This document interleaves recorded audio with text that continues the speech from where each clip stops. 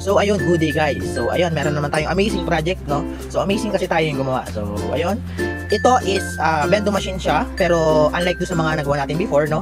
So isa siyang IoT based na medicine and hygiene supplies, no? So yun yung dinidispense niya, mga gamot na non-prescribed, no, ng mga doktor. So sinabi natin ganon, yun lang yung mga normal na bibili natin like paracetamol, and diatabs, loperamide, yung mga ganon, yung nabibili natin sa tindahan tsaka sa mga butika. So hindi na kailangan ng reseta ng doktor. Then yung mga hygiene na supplies like ito ay mga yan, band-aid, tissue, no, tapos napkin, ayun, yung kailangan ng mga babae para easy to access lang siya, no. So ilalagay kasi ito sa schools, pwede rin sa, depende do sa client natin, no. Then ayun, ang kinabahan din niya, meron siyang mobile app, no. So mamaya natin siya ipapaliwanag para makita halimbawa yung report kung ilan na lang yung laman kahit nasan ka, kasi internet based to, no. Okay, so first paliwanag muna natin yung mga components na ginamit natin. So first, ito yung LCD na ginamit natin, yung isa siyang Nextune na 5 inches, no. Okay, so hindi siya yung normal na LCD. So ito po ay touchscreen, no. So kalimitan ito na yung ginagamit natin ngayon sa mga project natin para mas maganda yung kalabasan. Okay, then yung RFID, no. So meron siyang RFID, then mga card.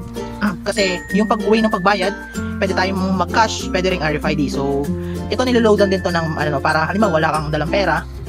So pero niloadan po to nung nakaraan. So nakasave pa rin dito yung points mo, no. Ayan, parang yung mga nasa MRT, LRT, kung nakagamit na kayo, no, niloloadan yung mga beep card. So ganon. Okay, so ayan, nasabi ko naman na cash. So meron tayong bill acceptor, no. So ito hanggang 1,000 yung kayang i-accept, pero nilimit lang natin na hanggang 100 kasi meron tayong coin hopper na magbabarya, kasi meron tong 5 pesos tsaka 1 peso. So syempre kapag 1,000 yung pera mo, syempre maumay naman siguro, no, na puro 5 piso yung ibibigay sa'yo. Okay, so hanggang 100 lang yung kaya niya i-accept para less hassle dun sa pagbarya, no, kasi medyo marami yun.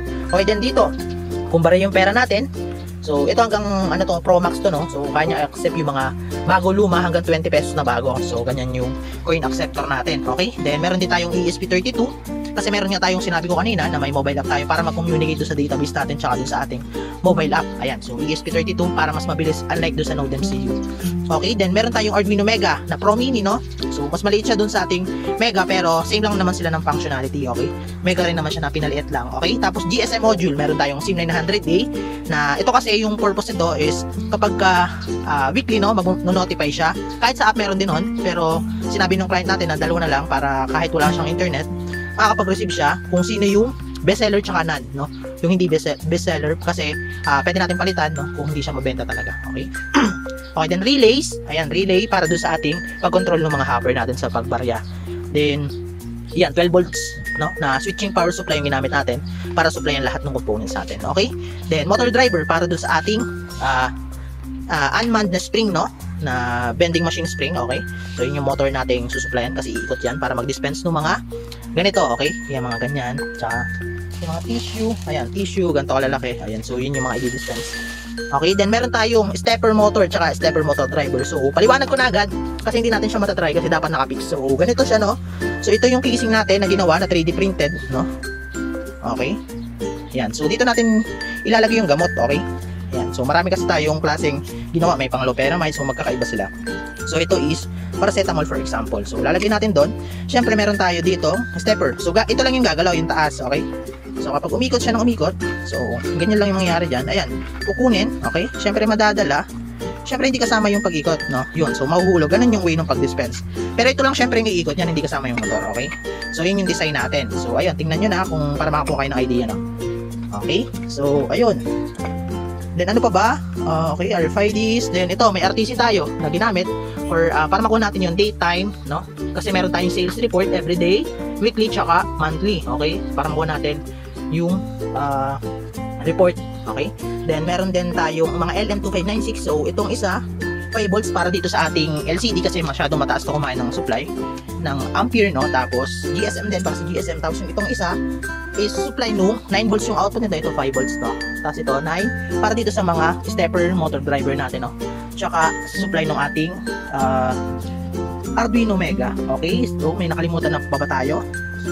Okay, so napaliwanag naman natin lahat. So proceed tayo dun sa ating function.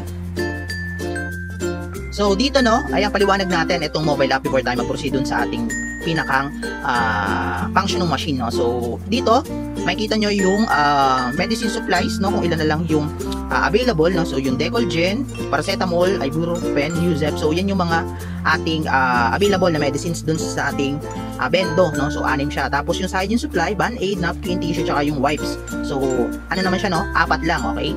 So dito, no, then makikita nyo rin yung inventory.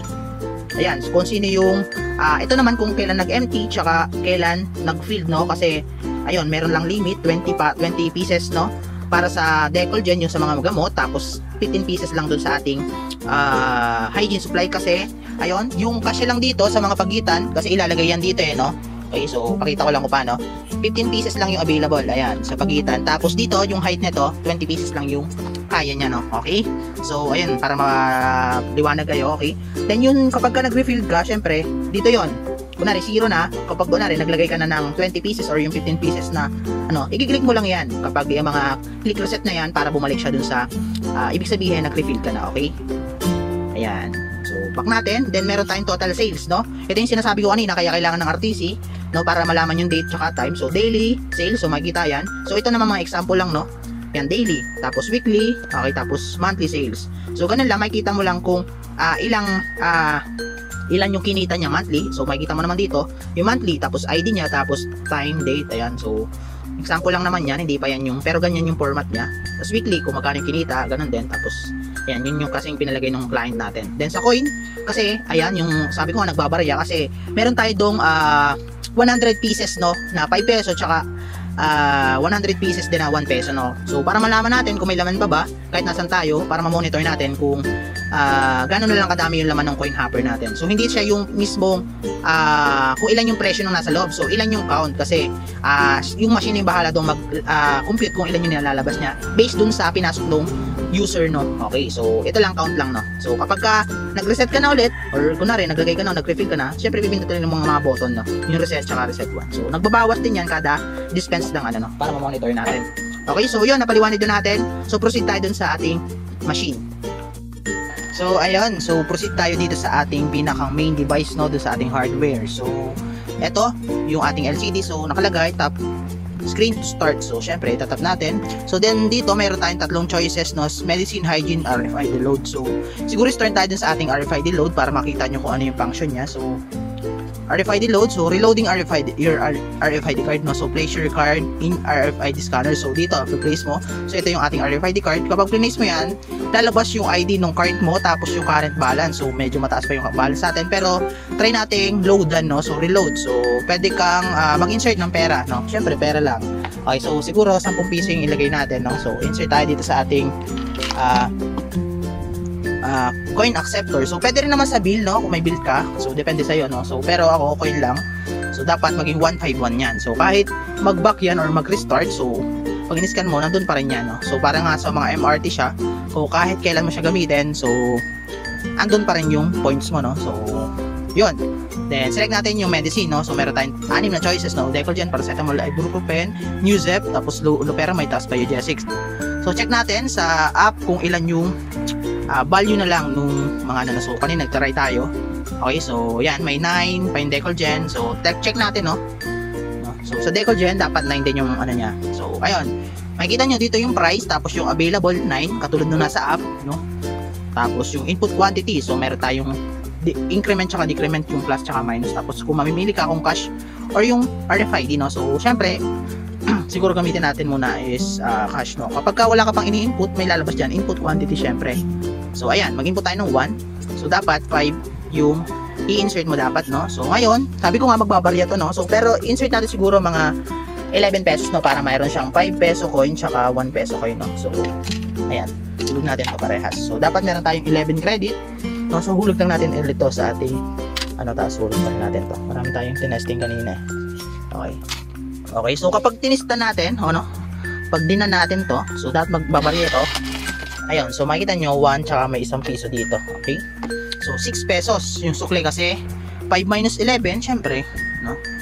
Okay, so dapat makikita natin yung Decolgen nag 8 na lang, tapos yung coin count, ayun. So kanina hindi pa natin to nakita kanina, pero 93 yan, tapos 81 yan kanina. Okay, so nakita nyo na nagbabawas. Okay, Tapos, ayun, supplies, no? Syempre, kanina 9, ngayon 8 na lang, no? So, check pa rin natin dito kung select natin, no? Decol dyan, syempre 8 na lang din dito, okay? So, try naman natin sa hygiene, no? So, na-try na natin sa ating medicine, no? So, hygiene naman. Tapos, RFID yung gamitin natin. So, dito, 4 lang yung choices, no? Okay, so, Band-Aid. So, makita mo, 25 yung, medyo mahal, no? Kasi, ganito yan. Ganito kalaki, nasa isang box yun, okay? Tapos, ilalagay mismo dito. Okay? Okay, so, lagay lang natin. So, tanggalin natin mga kalat-kalat dito para hindi messy, no? Okay? So, input tayo ng 1. Syempre, medyo mahal yan, no? RFID. Pero mataas naman yung points dito. So, kapag inis ka natin, automatic, no? Yun, mahuhulog na yun. Okay, syempre, mahulog yun. Tuloy-tuloy lang ikot. Okay? Then, makikita mo, yung count kanina. Okay? So, kanina is, hindi ko alam kung ilan.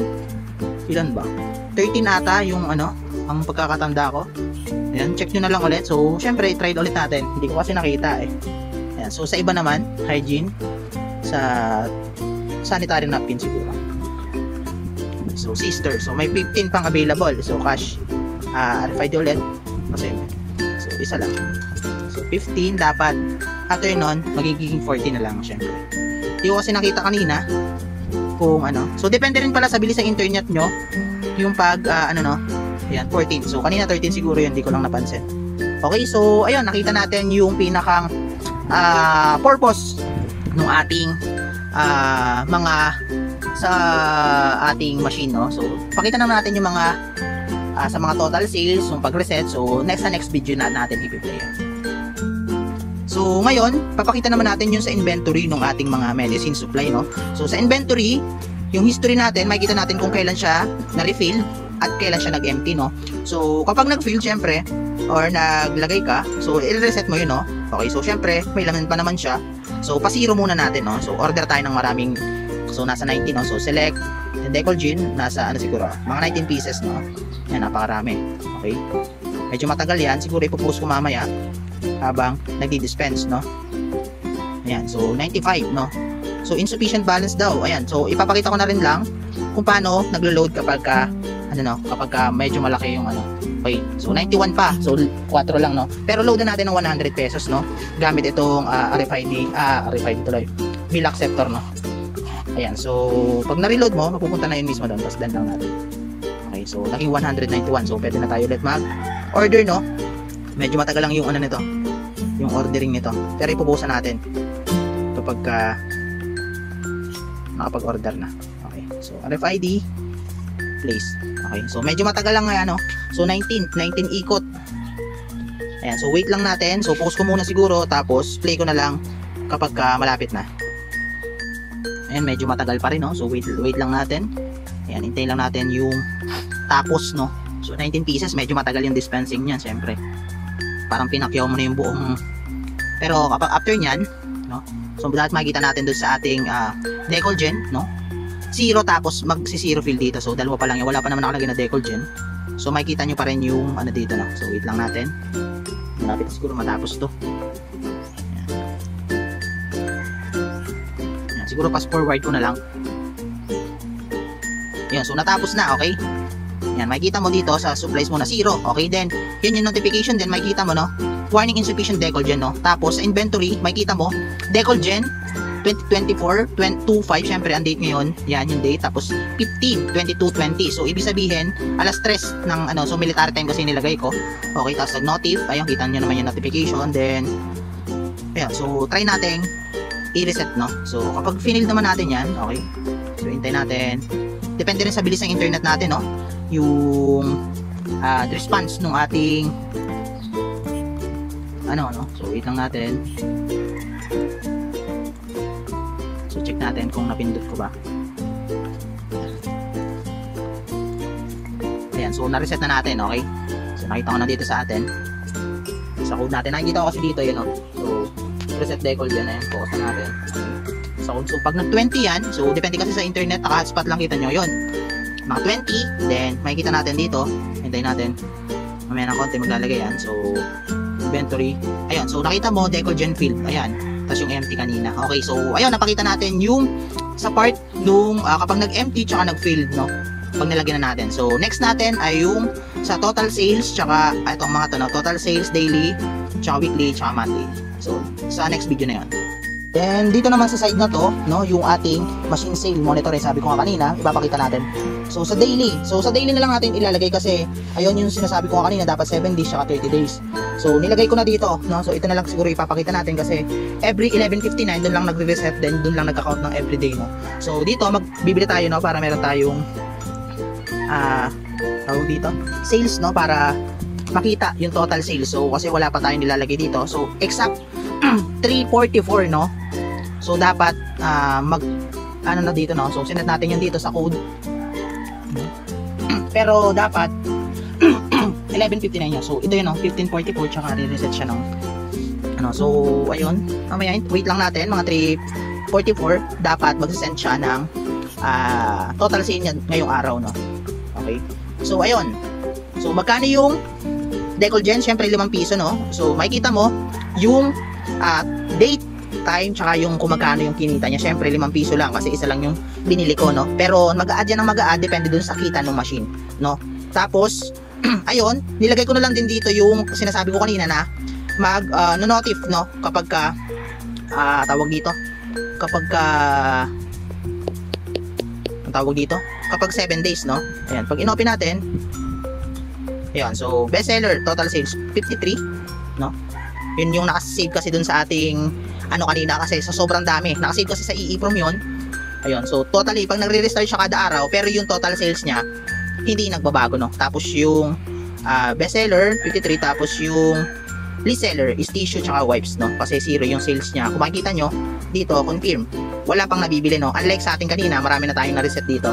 So itong dalawa lang yung hindi natin nagagalaw pa, kaya yun yung list or yung konti yung benta. So ayun, yun yung sinasabi ko kanina na magno-notif siya kada 7 days, no. Pero nilagay ko siya sa daily para mapakita ko lang sa inyo ngayon, no, yung notification, yung list at ano. So sa weekly wala pa yan, for example lang naman yan.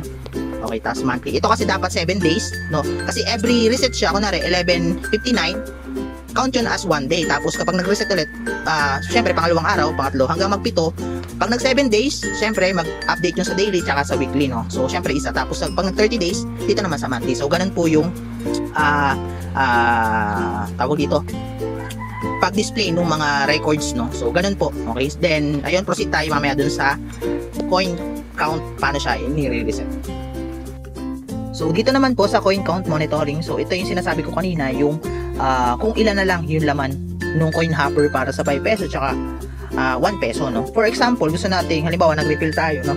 So kapag clinic mo lang yung reset, no, so babalik na siya doon sa dating default count, no, or yun doon sa dami. So may default na, kasi dapat po tayo na 100, no, each, no, yung kanyang coin hopper. So sa 1 peso coin hopper dapat may 100, no. So reset count din natin yung 1 peso. So ganun lang po kadali, no. Parang same lang din dun sa ating kanina dun sa mga gamot. Okay, kapag na-read, mag-100. Okay, so ayun lang po, no, yung pinaka functionality ng ating buong project, no. So ayun po, kung interested po kayo sa ating project, no, so gumagawa po tayo ng mga projects, no, project ng mga student, ng mga professional. So depende po, no. So message nyo lang po ako sa ating social media account na i-display ko sa ating description at sa last part ng video. So yun, chat nyo lang po ako doon. Mas active po tayo sa Facebook, no. So thank you po ulit sa panonood and God bless po sa inyo palagi. Thank you.